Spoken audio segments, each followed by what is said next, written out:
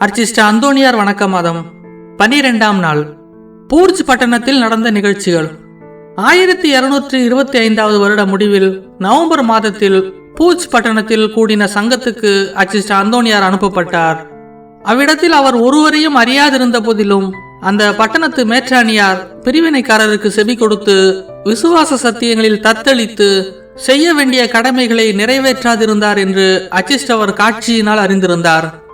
ஆனதால் தைரியத்தோடு மேற்றாணியாரத்தில் போய் அவரை நோக்கி, மேற்றாணி மகுடம் தரித்தவரே, உம்மிடத்தில் பேசுவதற்காகத்தான் நான் வந்தேன் என்று சொல்லி அந்த மேற்றாணியாருடைய ரகசிய குற்றங்களையும் அவர் ஏற்று அனுசரித்து வந்த தப்பறையான கொள்கைகளையும் வெளிப்படுத்தி சுவிசேஷ வாக்கியங்களை எடுத்துரைத்து எவ்வளவு உருக்கமாக பேசினார் என்றால், மேற்றாணியார் தன் குற்றங்களை கண்டுபிடித்து அவைகளுக்காக மனஸ்தாப கண்ணீர் விட்டெழுது சங்கம் முடிந்த பிறகு அந்தோணியாரை தனியே வரவழைத்து மகா தாழ்ச்சியோடு தன் குற்றங்களை வெளிப்படுத்தி பொறுத்தல் கேட்டார்.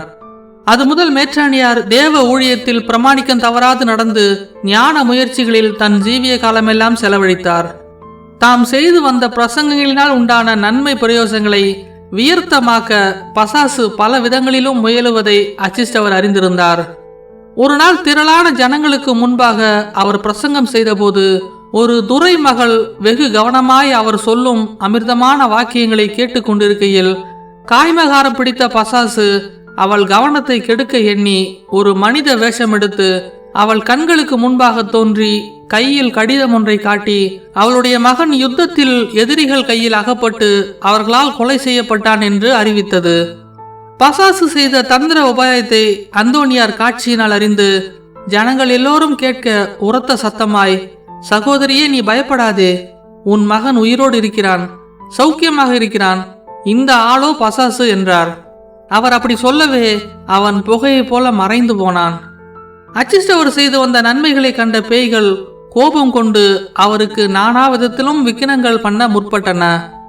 லிமோஜ் பட்டணத்தில் ஒரு நாள் ஜன மிகுதியால் வேறு தகுந்த இடம் ஒன்றும் இல்லாதிருக்க மைதானத்தில் அவர் பிரசங்கம் பண்ண வேண்டியிருந்த போது அந்த பட்டணத்து மேற்றாணியாரும் குரு பிரசாதிகளும் ஜனங்களை ஒரு விஸ்தாரமான மைதானத்துக்கு கூட்டி வந்தார்கள். மேடையின் மேலேறி அந்தோணியார் பிரசங்கம் துவக்கின போது தெளிவாயிருந்த வானத்தை திடீரென மேகங்கள் அடர்ந்து இடியும் மின்னலும் குமுறலும் உண்டானதை கண்ட மக்கள் அச்சங்கொண்டு ஓடிப்போக எத்தனிக்கையில் அர்ச்சிஷ்டவர் அவர்களை நோக்கி, ஒருவரும் போக வேண்டாம், மழையை பற்றி நீங்கள் பயப்பட வேண்டியதில்லை, எவரையும் மோசம் பண்ணாத சர்வேஸ்வரன் மட்டில் என் நம்பிக்கையை வைத்திருக்கின்றேன், உங்கள் மேல் ஒரு துளி தண்ணீர் முதலாய் விழாதென்று உங்களுக்கு உறுதியாய் சொல்லுகிறேன் என்றார். அவர் சொன்ன பிரகாரமே ஒரு துளி முதலாய் அவர்கள் மேல் விழாதிருக்க சுற்றிலும் நல்ல மழை பெய்து வெள்ளம் ஓட கண்ட ஜனங்கள் சர்வேஸ்வரனையும் அந்தோணியாரையும் வாழ்த்தினார்கள். மற்றொரு நாள் அந்தோணியார் ஒரு கோவிலில் பிரசங்கம் பண்ணி கொண்டிருந்த போது அந்த பிரசங்கத்தை கெடுக்க பசாசு பைத்தியக்காரன் ஒருவனை ஏவி விடவே அவன் அங்கும் இங்கும் திரிந்து ஓடி உரத்த சத்தமாய் பேசி வெகு அலங்கோலம் உண்டு பண்ணினான். அந்தோணியார் அவனை சத்தம் செய்யாதிருக்கும்படி சொன்னார். அப்போது அவன் அவர் இடையில் கட்டியிருந்த கயிற்றை கொடுத்தால் மாத்திரம்தான் அமெரிக்கையாய் இருப்பதாக சொன்னான். அந்தோணியார் தம் இடையில் கட்டியிருந்த கயிறை அவிழ்த்து கொடுக்க பைத்தியக்காரன் அதை முத்தமிட்டு தன் நெஞ்சில் அணைக்கவே அவனுடைய பைத்தியம் தெளிந்தது. அவன் அவர் பாதத்தில் விழுந்து தனக்கு சௌக்கியம் கட்டளையிட்ட கடவுளை வாழ்த்தினான். திண்மை செய்ய தேடின பசாசு நன்மை விளைந்தது கண்டு வெட்கி ஓடி போயிற்று. நம்முடைய ஜீவிய காலமெல்லாம் பசாசு நம்மை தன்னுடைய தந்திரங்களுக்கு உட்படுத்துவதற்கு தேடுகின்றது.